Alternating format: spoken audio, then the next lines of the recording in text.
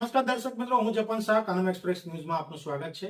જોઈએ આજના મુખ્ય અને મહત્વના સમાચાર। બોડેલીના વાટડા ગામે ગત રાત્રે અચાનક હાઈ વોલ્ટેજ થતા ગ્રામજનોમાં ફફડાટ વ્યાપી ગયો હતો। ગામના 45 થી 50 ઘરોમાં વીજ ઉપકરણો બળીને ખાખ થઈ જતા ઘર દીઠ 4 થી 5 હજારનું નુકસાન થયું હોવાનું સામે આવ્યું છે।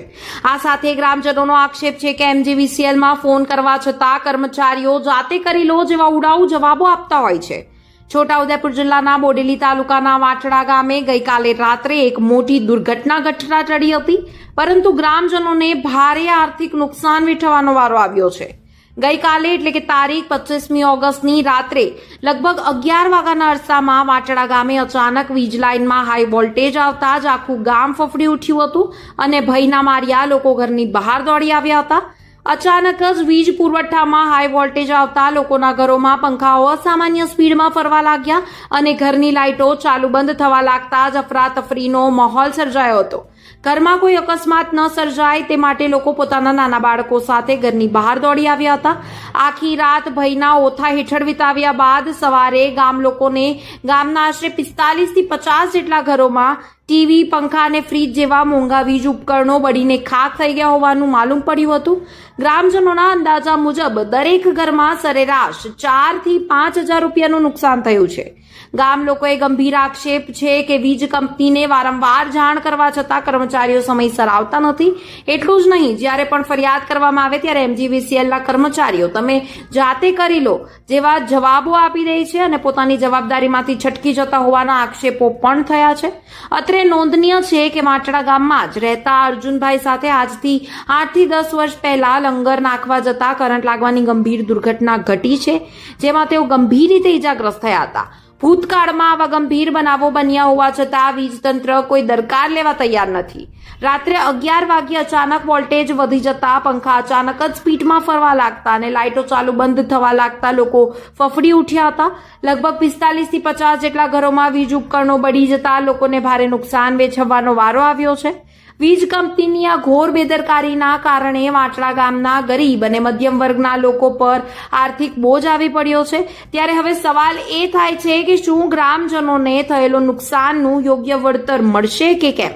જો કે હાલ MGVCL દ્વારા ગામમાં વહેલી તકે વીજળીની વ્યવસ્થા થાય તે માટેની કાર્યવાહી હાથ ધરવામાં આવી છે। સાંભળો સ્થાનિક રહીશ અર્જુનભાઈ રાઠવાએ શું કહ્યું। સાંભળો સ્થાનિક ગ્રામજન નાનજીભાઈ રાઠવાએ શું કહ્યું। સાંભળો સ્થાનિક રહીશ ચંદુભાઈ રાઠવાએ શું કહ્યું।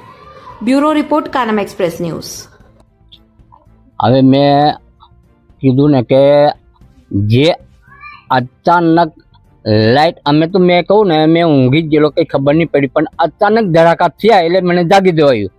તો ઓચીને તો ઉઠો તો પંખો ઢસું એમ આખો એટલે મેં કીધું આ પૈડો ઉપર એમ કરતો ને વેલો જતો ને અડીમેલો બોડે તો બોડ જ એવી થાય હરગે। મેં કીધું આ મયરા આજે એમ કરીને કંઈક સાહેબ પછી કંઈક લાઇટનું એ થયું ને ત્યાં કંઈક આ ધીમું પડ્યું ને તો આ ગોમની અંદર બહુ નુકસાન થતું, અરે લોકો મરી જતા, હરગી જતા આજે। હા, કારણ કે લાઇટ અગર કોઈ જાય ને ભાઈ હે અને આવું ના ભાઈ આખો હરગી ગયેલો છે, આખો હરગી જીન છે।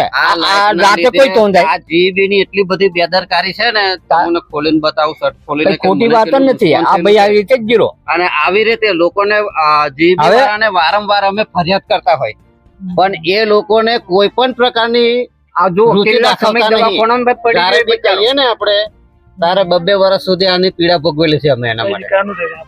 આ કમસે કમ 2015 ની આસપાસનું હશે, 15 કરંટ લાગેલો લાઇટ નો।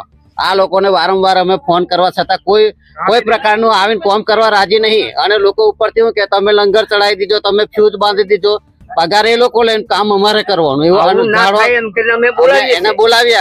આ વસ્તુ ના બને બીજા માટે, એના માટે અમે વારંવાર એ લોકોને ફોન કરીને બોલાવીએ, પણ તોય હવારોનો ફોન કરેલો હોય તો હોજે નહીં આવતા, અને આજે આવ્યા છે બપોરે અમે કેટલી માથાકૂટ કરી તારે। જે બી લોકોને સવારમાં જાણ કરી હતી કે તમે અમારી લાઇટનો ફોલ્ટ તમે સોલ્યુશન લાવી દો, પણ એ લોકો સવારથી અમે સાંજ સુધી રાહ જોઈ પણ એ લોકો આવ્યા નહીં। જ્યારે બી લાઇટ આવી ને તો અરે એટલો વધારે વોલ્ટેજ આવ્યો કે દરેકના ઘરની અંદર પંખા, ટીવી, આ તે વસ્તુ દરેક અનેક વસ્તુ હતું, ચાર્જર છે, આ રીતનું વસ્તુ હતું, એ બધું બળીને ખાક થઈ ગયેલું છે। શું માંગ કરે અમારી તો માંગ એવી છે કે કઈ જે અમને ઓછું હતું વળતર મળે એ રીતની અમારી માંગ છે। તમારા ઘરમાં કેટલી વસ્તુ હોય છે?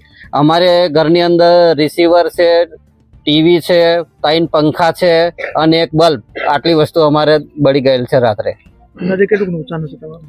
અંદાજે હશે હવે 15,000 ની આસપાસ થયું હશે બધું. 15